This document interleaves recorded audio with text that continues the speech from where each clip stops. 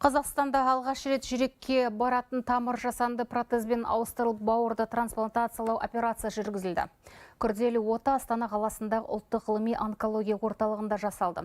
Орталық мамандарынан бөлек бұл операцияға кардиохирургия мамандары мен үндістандық дәрігер қатысты. Күрделі ем-домның қалай өткенін тілшіміз тарқатады.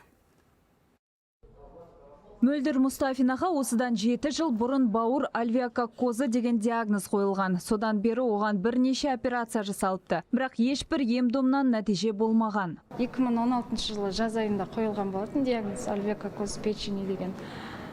Ол кезде маған диагноз қойылған кезде сразу айтылды, что кеш келдік, тек қана трансплантация жасауға болады, трупный донордан деді, родственныйдан жасауға келмейді деген болатын ол кезде. Ол кезде бұндай практика болған жоқ, қазір міне жасалған. Сол кезде біз сразу неге тұрдық, листажданияға тұрдық, трупный донордан пересадка жасауға. Бірақ 7 жыл ішінде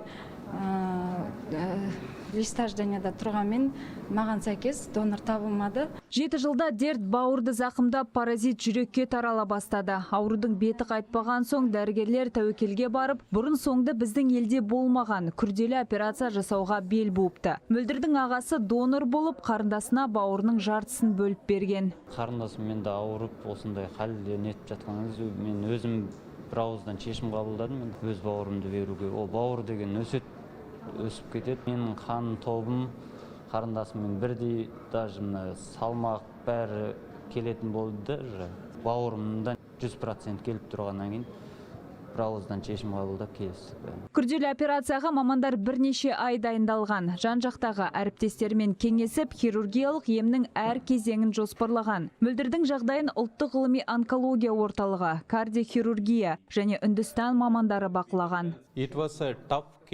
Бұл кардиохирургтардың қатысуымен өте жоғары деңгейде жасалған операция. Мен 3000-нан астам бауыр трансплантациясын жасадым. Арасында осы науқастың ауруына ұқсас күрделі жағдайлар болды. Сондықтан қазақстандық дәрігерлер бірге операция жасауды ұсынғанда бірден келістім. Бұл операция 16 сағатқа созылды және сәтті аяқталды. Қазір пациент үйге шығуға дайындалып жатыр.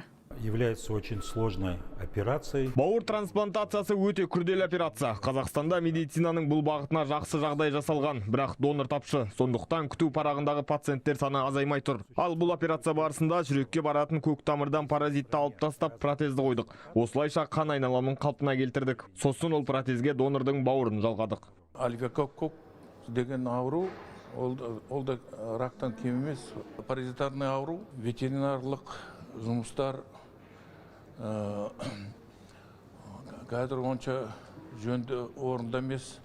Сондықтан бұл эхинококк, альвеококк, олар көбінесе түлкі, ит, соларда болады, солардан адамға жұғады. Бауыр альвеококкозы ауруын қатерлі ісікпен салыстырады. Ешқандай ем болмаса, мұндай диагнозбен адамдар әрі кетсе 10 жыл өмір сүреді. Сондықтан бұл технологияны енгізу арқылы ауыр дертке шалдыққан өзге науқастарға да көмектесуге болады дейді мамандар. Ғазиза Мұхамеджанова, Марат Диханбаев, Хабар 24, Астана.